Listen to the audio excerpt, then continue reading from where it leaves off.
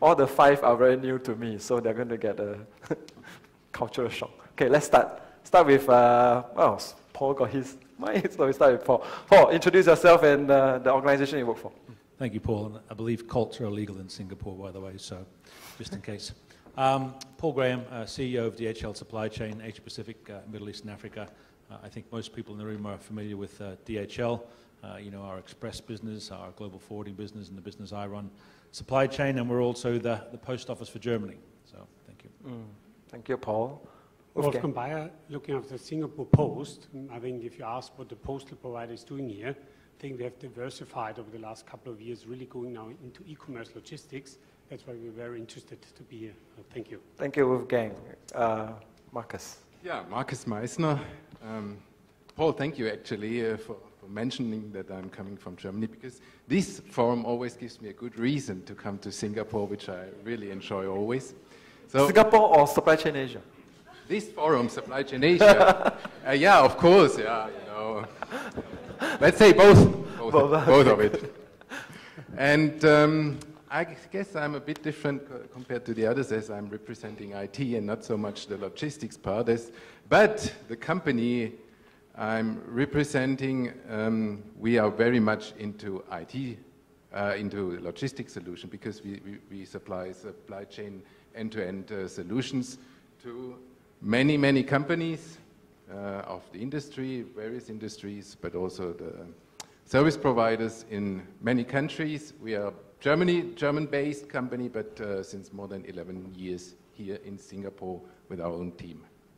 Thank you. Joy? Hi, good afternoon. I'm Joy Rice. I work for Diageo, as Paul has mentioned. We're a world's leading beverage alcohol company.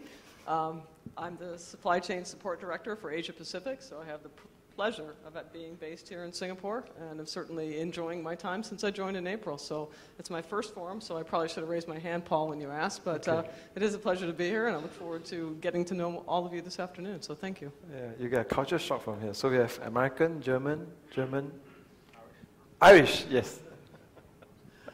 Larry. Yes, hello, my name is Larry Sweeney. I'm one of the founding members of Vocollect. And what Vocollect does is we bring voice to the warehouse. So instead of workers running around with paper in their hands or running around with handheld terminals or using Pictolite systems, they wear a headset with a microphone, and the system directs them by voice, telling them where to go and what to do. And then they validate their work by speaking back to the system, and it understands them. So thank you, Paul. Thank you, Larry. I always love to interview senior executives from companies, because they really talk about their products with lots of passion, lots of belief. And it's actually one of the reasons that you're a senior executive of the company. Okay, we're going to start with the passion of what just happened, right? Not the emotional part, that was gone. It's like, oh shit, I cannot control myself. Okay, that's gone. Never ever again. The interesting part of what Mr. Yeo talked about is really the Asia infrastructure. Asia, or Australia call it the Asian century. Okay, so the question really is this: where, I mean, there's a lot of developments. Where really are the opportunities that you guys actually see? So you represent different aspects of the industry, but it's still an entire web of all the components. So where are the opportunities in Asia's development? We can start from the last guy who just finished. Oh, okay. Well, I think the opportunities that we see from our customers and our prospects in Asia certainly have to do with growth. And this was a theme that I heard in certainly the keynote. And take China, for example, where you have a growing middle class that really places a huge demand on the supply chain and really forces the supply chain now to do more with less. And that's the story. That's what we constantly hear from our customers in that region and also our prospects. We need to be able to grow faster. How can we do it? We need to do more with less. Joy, what do you get? Similarly, we actually see growth, obviously, as a very big opportunity here in Asia. And specifically, if you think about what's happening demographically across the region, we've got 1/3 of the world's wealthiest people living right here in Asia. We have 3.5 million high net worth individuals in Asia. You know, we've got the emerging middle class approaching 2 billion people by 2020. with spend at the same period of time of almost 16 trillion US dollars. Boy, oh boy, that's a lot of growth. You know, and if I think about from our perspective at Diageo, actually there's two big prongs of growth that we're looking at. One is the emergence of luxury. As people become wealthier, they want to treat themselves, and certainly that's where our brands come in. And similarly, as people come into emerging middle class, they're really starting to move from local spirits to international spirits. So we really see those as big opportunities for us at Diageo in Asia. Okay, we're still hearing growth and opportunities. First of all, I was very grateful for mentioning the importance of IT from Mr. Yu in his speech. I think as an IT provider coming from a rather mature market, we look at Asia, of course, as a very big growth opportunity and also an opportunity to bring our experience into that market in order to improve productivity over here, increase flexibility in the supply chains, and also, of course, cost efficiencies, which is always a very important factor. This is what we want to, or how we can support the community over here. Thank you. Wolfgang. Thank you. I think for us, it's a very specific element of growth. We're looking after e-commerce growth. When you just look at the e-commerce here in Southeast Asia, Singapore, and parts of Asia, it's just in the early stages. When you look at and compare it to the US and Europe, it's in a completely different dimension. And the very interesting part for logistics provider is that in Asia, it's cross-border logistics. And a lot of it is moving from China into Southeast Asia, Australia, India. So it is an added complexity to solve for the logistics provider, which is obviously not good. On the other hand, complexity means you can still make money and margins in that business. So for us, it's really as a group to look at growth, e-commerce, and put together full value chain solutions for that segment, for the business as well as the consumer. Paul. I think, as you say, Paul, growth is the big thing that everybody's obviously focusing on.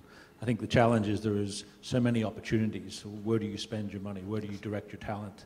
Where do you put that seed capital in for something that may deliver a significant return 10 years from now, but you've got immediate challenges that you need to satisfy. So I think having a very, very clear strategy around how you want to execute your plan, allowing for both short-term focus and investment, as well as long-term focus and investment is key. We are certainly seeing a maturing of both our client base as they get to understand the challenges that Asia have, and both the opportunities as well as the risks. And certainly we're also seeing a very maturing consumer. As you mentioned, the growth of the middle class, they're very demanding. They want a higher service level.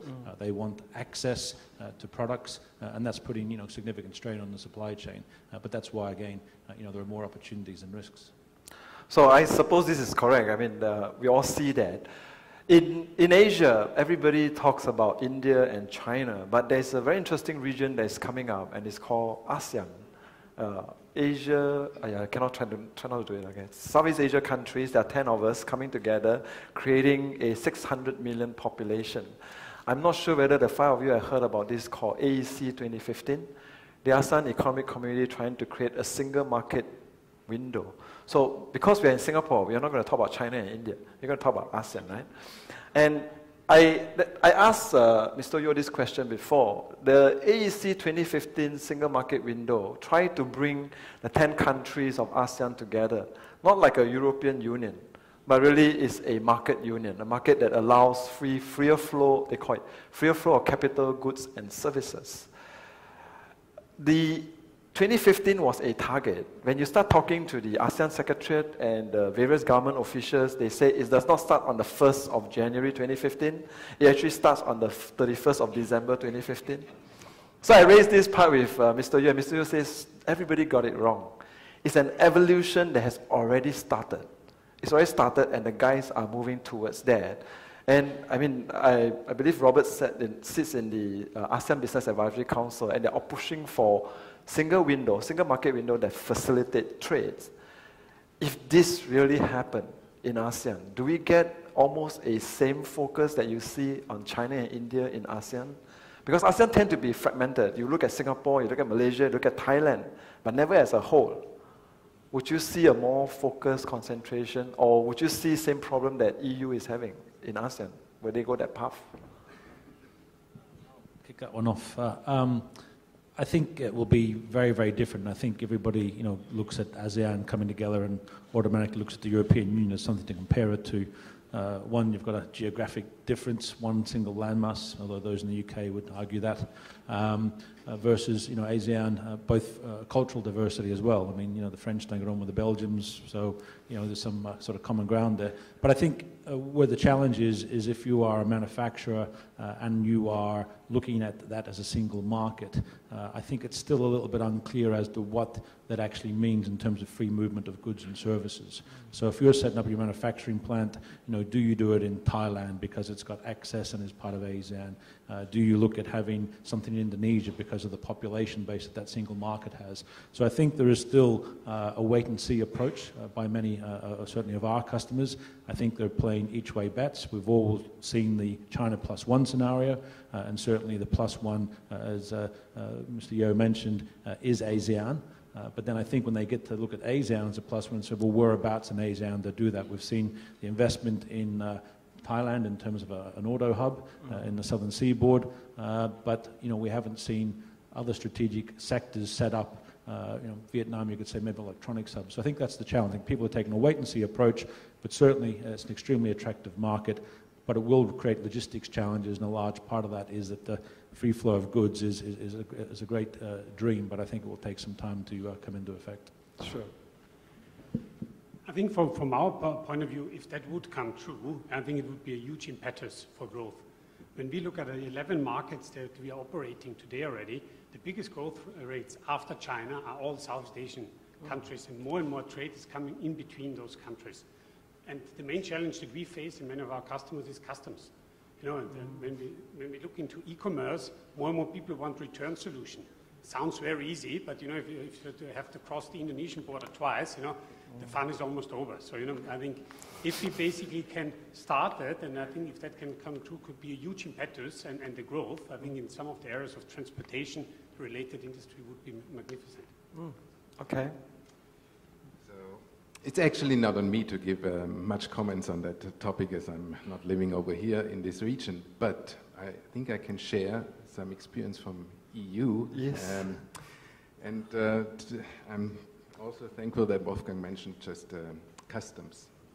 Because you think we have a strong framework in the EU, and it's very simple to move goods around, which it is actually, and it has definitely led to tremendous increasement in trade internally within the EU. But then, if you want to go out of the EU into other countries, and for example, Switzerland is sitting in between somehow, it's very, very difficult still, as each of the countries, despite the common framework, have their own IT systems to deal with customs. So in each country, you have to comply with different solutions. And companies who have setups in various countries in Europe, they have this hassle still that they need different systems to do cross-border in the EU community. Similar things, by the way, happen if you want to comply with the requirements of the service providers. They may have still different IT systems in different EU countries, which also gives us a headache sometimes. Just to share this with you. Okay. Well, that's a real cheerful note. Thanks for that. I think really what a single ASEAN market would do, it would just give us options that we don't have today. And I think about the challenges we face, not only from a manufacturing, but from a distribution perspective, as you said, Wolfgang, no different. We're trying to move our products around Asia, in and out of Asia. And certainly, the customs are always a challenge, having systems talk to each other. So I think it would create opportunities, and it would give us options that we don't have today. So, it would be fantastic. I think you're absolutely right, Paul, it is a wait and see, because you could say, thou shalt have it, poof, and then actually, what does it actually look like when you get to it? And where are those bottlenecks still going to happen as you do think you have one market, but it actually continues to be 12 markets. So, yeah, it's an exciting thing, and we're looking forward to it, and all the challenges and opportunities that brings. Thou shalt have it. Poof, done. Yeah, I'm in agreement with everything I've heard up here. I'm going to kind of take a different twist on this and kind of look at it from the workforce angle. the supply chain workforce. When we began to expand in Europe, one of the things that we dealt with greatly was different languages, all in the same country, all in the same warehouse.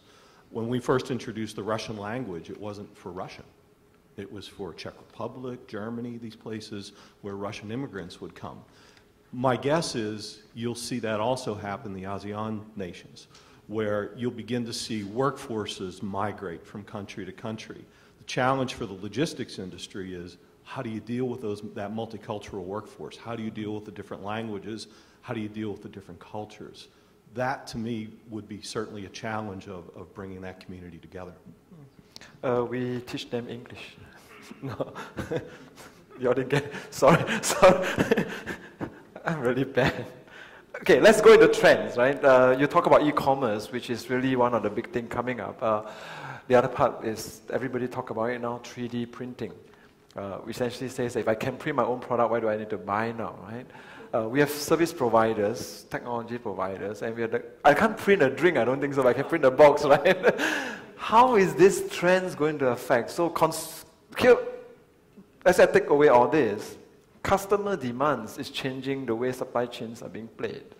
And the way supply chains are being played, if you look at how it's been going, affected by infrastructure development.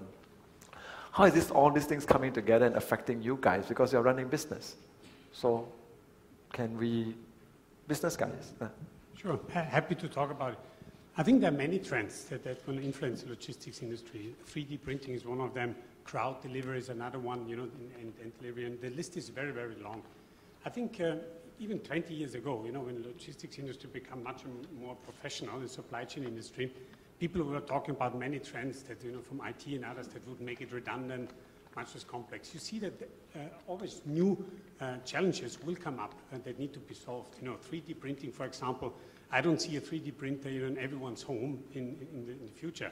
But, like UPS in the US has already started to put 3D printers into their offices, which means you can 3D print, they deliver it to you. So, could be a huge opportunity. Same for other trends. So I think as a supply chain professional and as a company, we need to keep our eyes open, look at it, innovate, and grow with it. And I think, like we said before, with more professional behavior and more experience, we'll master that. I'm convinced. I'm sure. Yes. Anyone? Yes. I think the other thing and the good thing about those supply chain professionals in the room is that until they sort of, really invent the sort of beam me up Scotty, they will need people to still pick things and deliver things. So that's the good thing for those particularly younger in the audience about your career in this industry. But I think the key is going to be flexibility. You're going to have so many different avenues of delivery mechanism, be it e-commerce. Diageo will want to deliver a full truckload to a big retail DC. They'll want to deliver partial truckload to a distributor, and they may want to deliver a bottle of Johnny Walker Blue Label to an individual who's bought it online and who wants that as a special gift for their father or whatever it may be. So flexibility is going to be the key.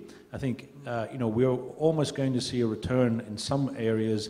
And I think the post offices play an important role here, particularly those that are really adopting to a B2C environment of your local community post office again. Because if you look at and Singapore is a great example, and having discussions, with some of the government on future building plans of communities and things like that, and new HDB estates, which is terrific, and those of us who've lived here for a long time know the great success that they have been in terms of the lifestyle of the local Singaporean. But in talking to an architect recently who's involved with HDB and showing me new plans for the new township, I'm saying, that's fantastic, lovely block of flats and air-conditioned and the great lifts and what have you. I may have a driver who's going to deliver 55 parcels to that unit 2 years from now. Where do I leave them? Because he's going to have to either be Usain Bolt to get through them all in the time frame I give him, because we're not thinking about that parcel infrastructure. And I think we've got to really look at, Asia, because we have major infrastructure issues, particularly in a lot of countries, but particularly with that community delivery. So in lieu of not having the apartment block designed properly to cater for a B2C environment, your local post office then comes into play, or your local 7-Eleven, where you will go and see Joe, who owns a 7-Eleven franchise, and say, hey, Joe, I just ordered some shoes online. Can you keep an eye out for them? And by the way, here's the T-shirt I'm returning from yesterday. Because I think we will need that, because there's no other touch point that is more accessible than someone down the street. And if you take 7-Eleven in Bangkok, those of us who've been there, there's one every 250 meters. So it is that accessible. you know, and I think that's going to dramatically change both delivery schedules, infrastructure schedules, and therefore flexibility in your strategy, flexibility in your asset deployment, and also the type of talent you bring into your organization is going to be essential. Interesting, eh? In general, I would say changes come not as fast as expected normally, and this established process is quite resilient and resistant. Anyway, we thought that, for example, with RFID technology, it will be a big hype 10 years ago, and it will change everything in our industries, especially in the logistics area. It has not. We are still using barcodes in many areas. We're still using Excel sheets to write down the numbers. But there's a big but. We have seen that mobile devices have changed our personal lives to, I think, quite extremely. And we also have already encountered that e-commerce makes a kind of difference to our lives. For example, I have hardly seen a shopping mall anymore. I don't have much time, I travel a lot, but I can meanwhile shop everything online. But this e-commerce still relies on a kind of traditional logistic structure. And I think there will be changes in future, we definitely will see. I don't think we will have a simple letterbox at our houses in future anymore. There will be something different, at least there will be in our community a drop-off zone for the parcels. Or there will be in-car delivery, which seamless access to the car, and overnight the car will be filled up and you will find the goods in the morning. These are these kind of examples. And coming to 3D printing, I initially thought it might not change too much. It's rather a gadget. But last week we heard that NASA just has printed a rocket engine, and it was very, very successful and powerful. And really, it worked, and this gave me a kind of twist and changed my mind. And then I read some articles, and meanwhile I really believe that it will lead to tremendous change, because we will be able, and today we have already affordable printers which can manage different ingredients, more or less, basic supplies into really nice goods, and they're even movable and all that stuff. So I guess the way we do production and how the industry is seen will change, not within 5 years, but definitely 10 to 20 years. And it will definitely take out parts of the supply chain. It will lead to shorter supply chains. It will lead to more flexibility where the products are created. It will be easy to have just one piece individually customized at a reasonable price. That will definitely lead to changes, and it will affect the logistics industry heavily, I think. The SUTD guys here, Singapore University of Technology and Design, they're here. If you guys have a chance, SUTD in Singapore, they have a whole suite of different kind of 3D printers. And they've shown that even gears to exact minute details can be printed from a 3D printer. Titanium gears. So it is possible, and the SUTD guys, they are here, look out for them, and do a site visit. Oh, it's wonderful.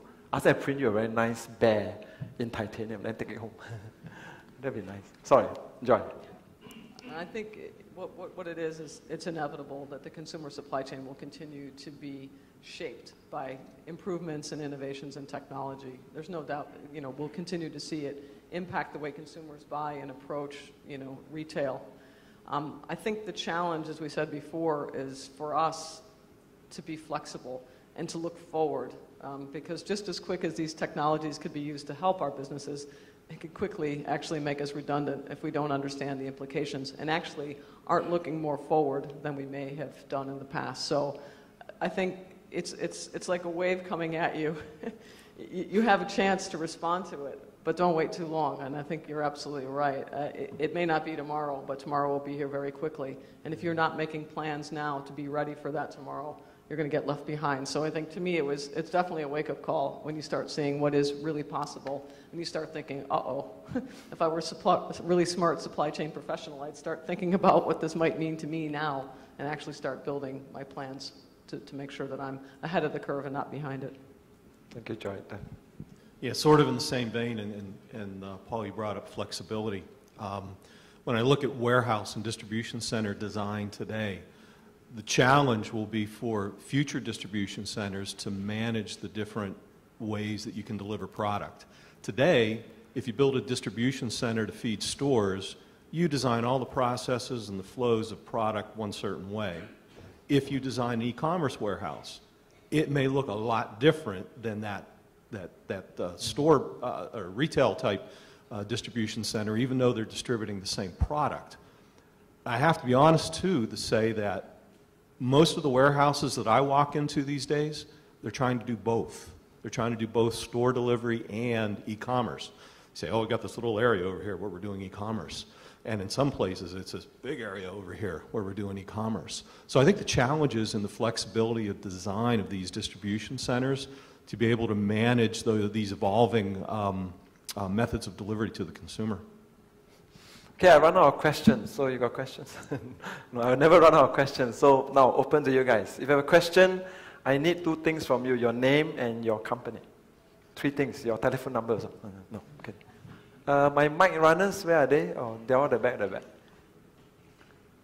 don't trip. Okay, there, the mic is there. Hi. Phil Gordon from Brooks Automation. I come from Taiwan, which is a fairly mature market for e-commerce. And one channel that I don't think anyone's mentioned is C2C. There's been a lot of mention now of B2C. I was working in e-commerce last year, and we deliver effectively returns and outbound through convenience stores already in Taiwan.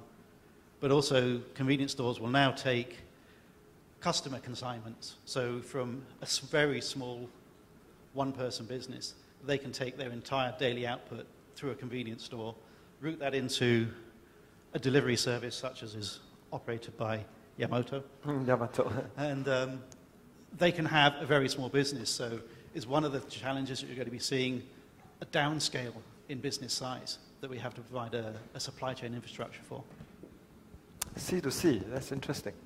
No, I think you're right, and I think it's a terrific thing for small business to be able to give someone sitting at home the opportunity to grow and have an international business or a local business. And it gets back to, you say, the example I gave before of using sort of 7-Eleven. I think, again, it will require, flexibility. So what does a large corporate do who's sitting on 500,000 square feet of fixed asset that they've signed a long-term contract with us or with Robert's company with, and all of a sudden turn up one day and find that half of it's empty because that business has now gone to the B2C channel or the C2C channel.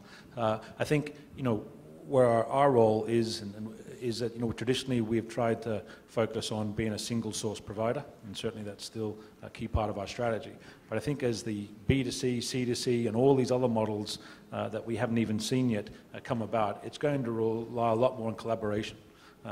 Because if we're going to move that, titanium widget from someone's house, and for example, they may have been an engineer and have designed that for some person in Russia or what have you, then we're going to have to be much more collaborative. The other interesting thing I think about 3D printing is, what does it do to the patent laws that countries have?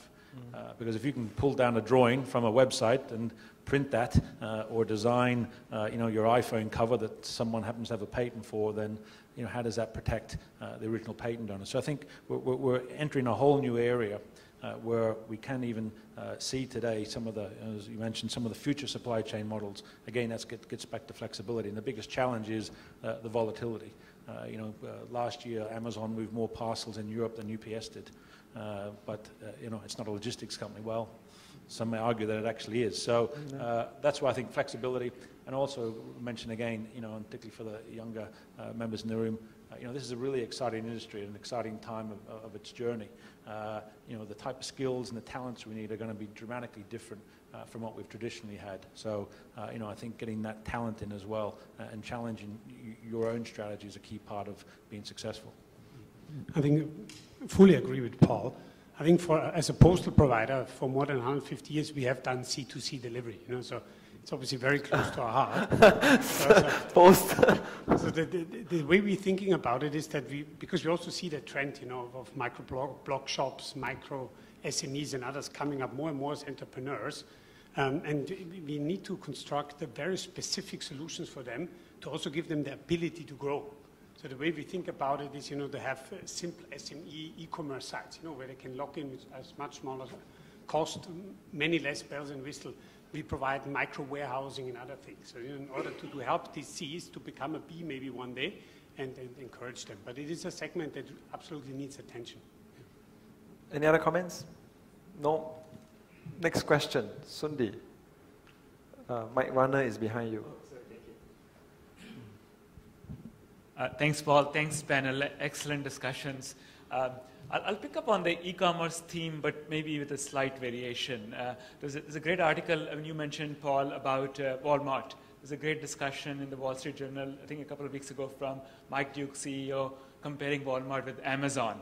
And how, for Walmart, I think Wolfgang knows this very well, the e-commerce section is almost a round-off error of their $357 billion US dollar revenue, right?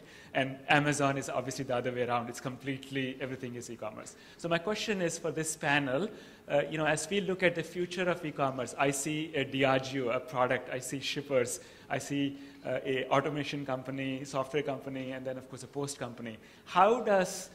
What is the vision of combining all these disparate pieces of whether it is C2C, whether it is the traditional logistics service providers, the product that essentially has to come?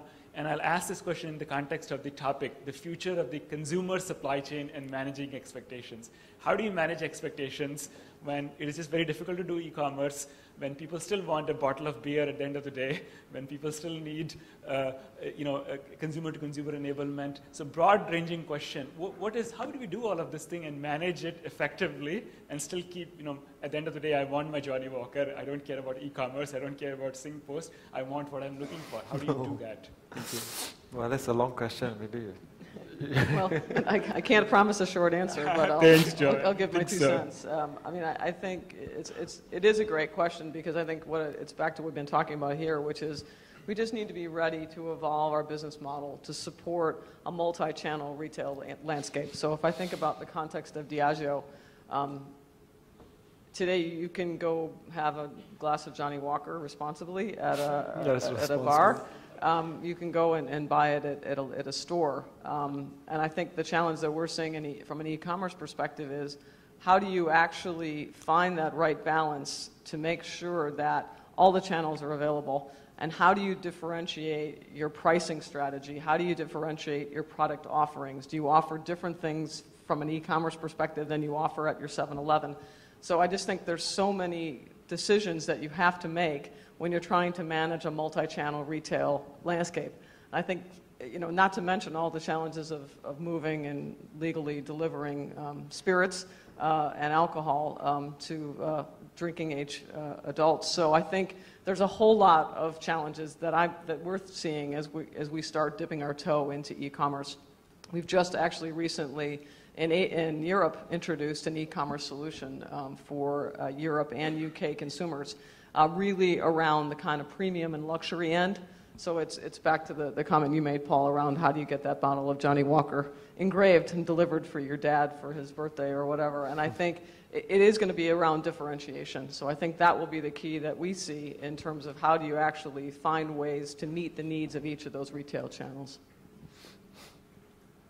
Comment? Sure.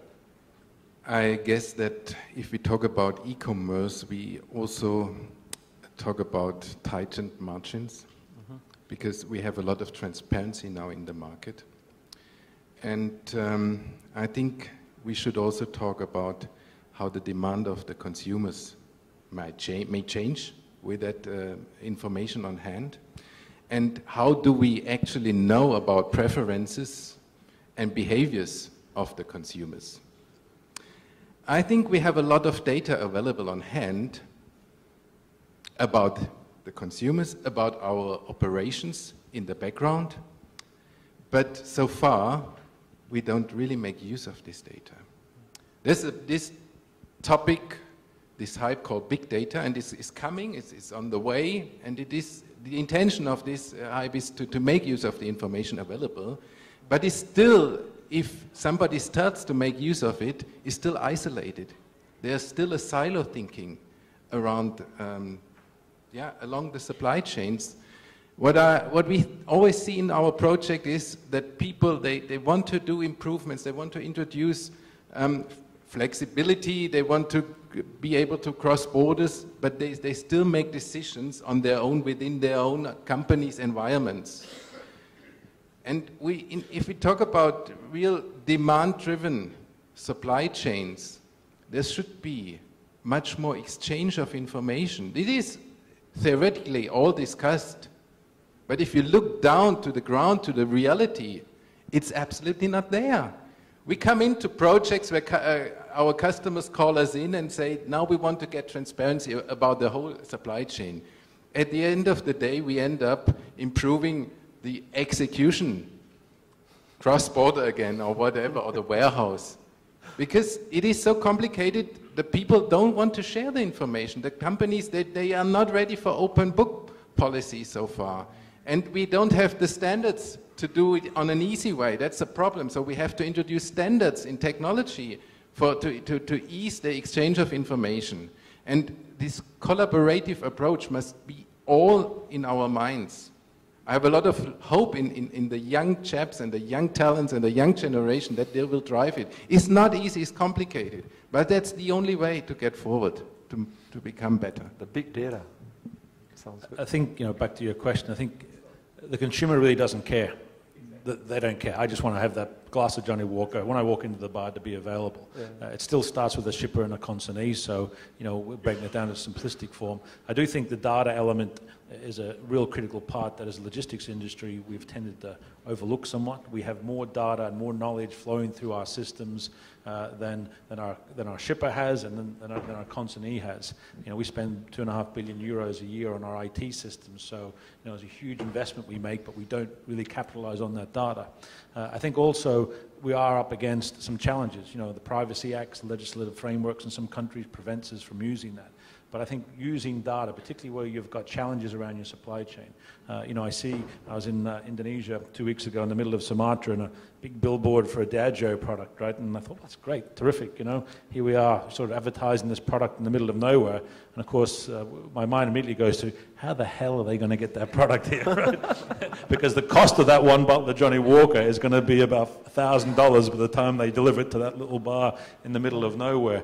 So we have those real challenges. And I think using better information is a key to that, being much more collaborative around how we integrate. Would Diageo work with Pernod Ricard, for example, on a collaborative supply chain to deliver end product to a common end user? Sounds logical, sounds theoretical. Try to get it actually executed has been challenging and difficult, and not just using them as an Diageo's example, but across the board, trying to get customers to collaborate, particularly in remote areas or difficult areas. But I think ultimately the consumer, back to your point, will drive that behavior. They'll ultimately drive that behavior. We do have, one last question but later, but we do have a lot of network points that's been connected, and the connectivity part has multiple players involved.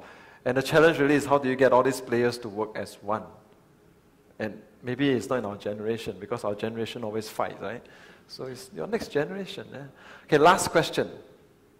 Hands up first, right? Last question. Wait for the mic coming from the back. Luke Norris, MBA candidate, here into you. As Joy mentioned, supply chain professionals must look ahead or be left behind. What do you see as the most game-changing, disruptive technology for the supply chain industry in the next 10 to 20 years, be it the driverless technology that Nissan pledges by 2020, commercial use of drones that FAA might approve by 2015, or did you mention the 3D printing or something else altogether? 10 to 20 years. And it's my last question too. The most disruptive supply chain trends, developments? Any ideas? I think, we mentioned one that's already here, the smartphone, I think, is probably the most disruptive today. I read a statistic recently that 60%, I think, of all e-commerce in Japan is now done on a smartphone, not a desktop or a laptop, and 80% of that is done on the journey home, because the speed of delivery with people like Yamato is so efficient that basically in the morning when they order it on their way to work, by the time they get home that evening, it will be delivered. I think things like smart drones and driverless vehicles will dramatically change, obviously, the labor aspect of our business, but I think that's well beyond 20 years, and particularly in this part of the world. I think the biggest challenge and the biggest thing that will change it is how we use data and how we use that data to actually stitch together the fragmented parts of the supply chain, because without that ability to stitch, particularly in fast-growing markets, then our efficiency is just not going to be there, and that's going to hold back economic growth. There was in China a case whereby somebody delivered using a drone. Do you all read it? Somebody delivered something using a drone, and then the public complained and says it's so dangerous. What happened if the drone dropped on me or the parcel dropped on me? You didn't read that. Actually, it's happening already. It may be what we've seen all along: compliance, regulations, rules that's being set. So the last part of the question for all the 5 of you is this: how much of the compliance regulations, it hits the infrastructure part, will slow down or expand the supply chain, and what really needs to be done? In Asia, we are so fragmented. Last part, and we go this way, and then we end it. Yeah, I think the proliferation of government regulations and such certainly does have an effect. I know a lot of our customers, they look at ways to deal with that, and they look at technology to help them. So I think there's a big opportunity certainly in that area for government regulation and compliance. Traceability is becoming a huge issue in the supply chain. Just look at the food, look at seafood, look at produce, vegetables, things like that. More and more, it's becoming a demand and a burden on the supply chain. And as a result, costs go up. And I think our challenge is to find ways to deal with those regulations and keep the costs down at the same time. Joy. Yeah, certainly in the industry that Diageo is in is very regulated, as you would expect. So lots of labeling requirements, lots of government rules and regulations that govern how we sell, where we sell, et cetera, how we advertise.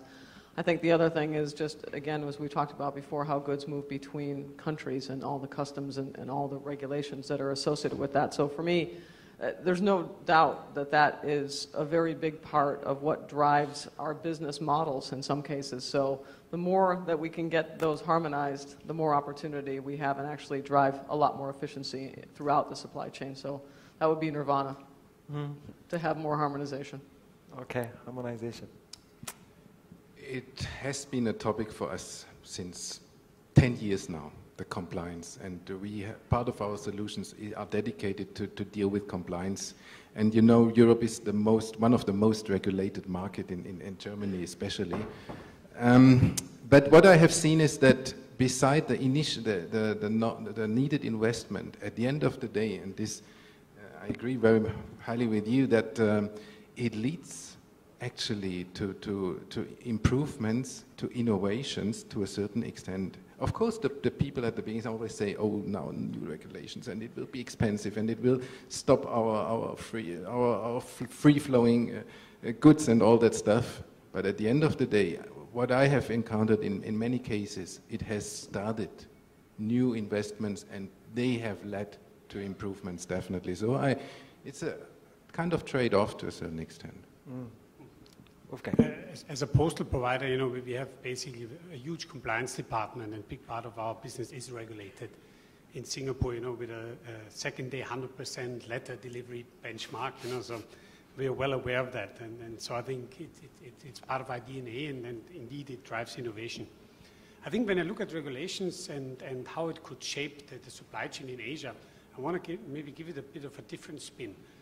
The ability for logistics companies, foreign logistics companies, to really operate in all countries, at least in ASEAN, I think would have a huge effect on the supply chain effectiveness, the transparency and flexibility. Because when we see it's a huge hindrance for us, when we operate outside of Singapore, in many of the countries you're not allowed to have majority or to operate in certain part of the supply chain at all. I think if you would take that away, together with a good compliance framework across ASEAN, that could really give a huge boost to the ASEAN logistics economy. Thank you, Wolfgang.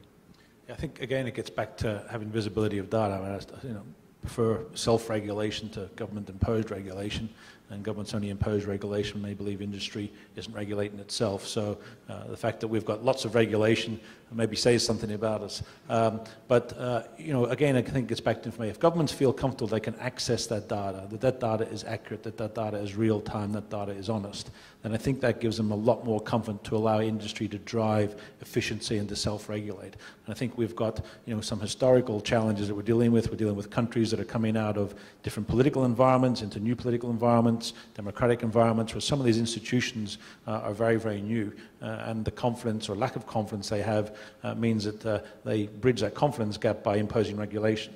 But as we've seen in places like Singapore, where it's highly automated, there becomes a maturity curve where you then have a much more efficient timeline. So I think, given the countries we have in ASEAN, each one will develop in its own particular way. Each one will have its own maturity curve. It will take some time for us to get to that fully comfortable process. Over the last 20 years of participating in conferences like this, there was a very clear trend, especially in the last 5 to 6 years, that the government agencies are getting more involved in business development, commercial developments. I have a fact here. I have IDAs, WDAs, EDBs, Springs. These are Singapore agencies, but it's not just purely Singapore. When I go to Malaysia, the Malaysian government agencies also get involved. There's a clear trend that they know that if they don't help out, the economy won't grow, the country will suffer, will stagnate. And it was what Mr. Yeo said, right? Open it up, it will help. So we won't go on talking because we can't stop. Let me tell you, it won't stop. So there are 300 of you guys here, there's only 5 of them, so 1 is to 60. You can chase them. I'm going to break you guys out for tea break until 4 p.m. Then we'll start the last session. But for now, can we thank our panel on stage?